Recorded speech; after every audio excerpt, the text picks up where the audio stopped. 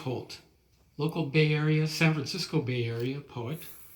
I've been published in some anthologies in our region, most notably Red Indian Road West, Native American Poetry from California, Fire and Rain, Eco Poetry of California, another one called Descansos, mainly those, and I've published my own book, Voyages to Ancestral Islands, which won a literary award from Artists Embassy International.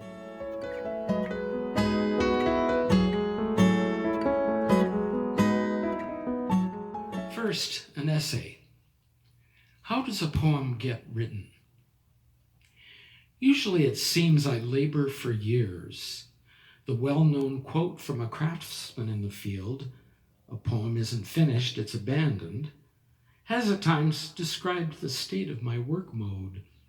But once in a while, a spontaneous outburst, a great gush of words happens like it did when I wrote Strawberry Moon on the evening of June 5th this year, night of that month's full moon.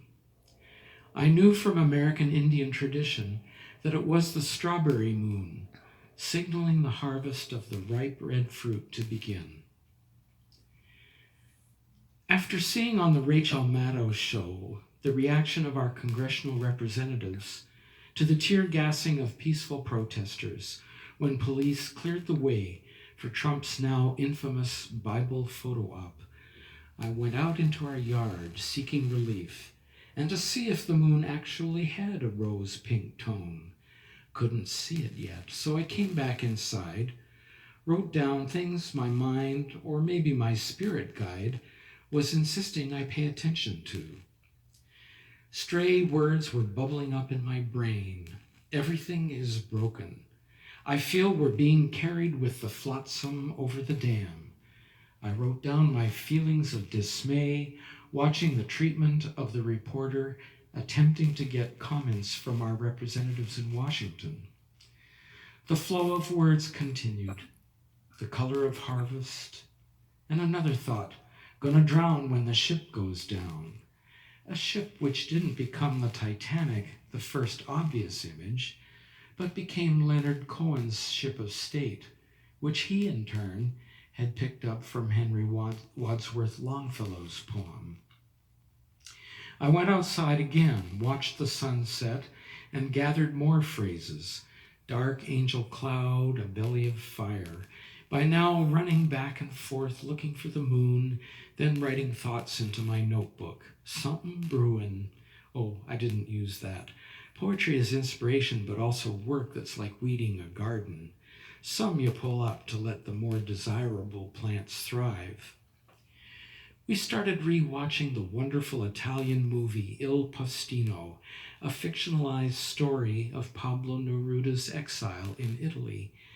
And so the naked lovers, vulnerable to moonlight, entered the scene of my poem. How did all these thoughts get orchestrated into one composition? As I gathered up all these rough images and began typing, they took a shape, a curve, even a circle that readers found pleasing. Other pictures came to mind while I typed. Athena birthed from Zeus's brow, only this time it was the tyrant birthed from the frustrated, hurt, and angry minds of the American electorate. I had been thinking about our parliamentary democracy back in Canada, where we didn't vote for a leader directly. We voted for a party. The members of parliament we supported determined which party took power and who the prime minister would be. Is there something significant there in the difference between the two systems? I wondered.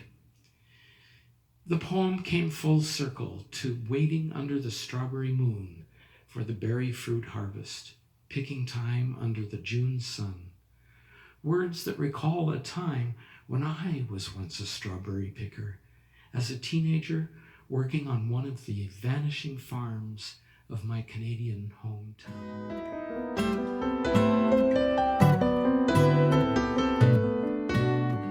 Here's the poem. Strawberry moon. Dark angel cloud, belly of fire, sunset. But soon strawberry moon, color of summer, sometimes feeling all of us caught, naked lovers vulnerable to moonlight, carried with the flotsam of everything broken through torn hull of the ship of state. No one leading the way to safety. Passive politicians, the women too, downcast, speechless, fleeing to hidey holes. Floodwaters gonna follow, find 'em, still gonna drown when the ship goes down. Staring hopeless into abyss, I think longingly of the homeland where I was born, where I think we would not adulate such a strong man-tyrant as this false one sprung fully formed from the troubled brow of America's frowning Zeus cloud, storm cloud, shadow hovering over the waiting world. We wait for strawberry moon. It rises to ride on a marine wind, herald of the harvest, fields of red berry fruit under warm June sun.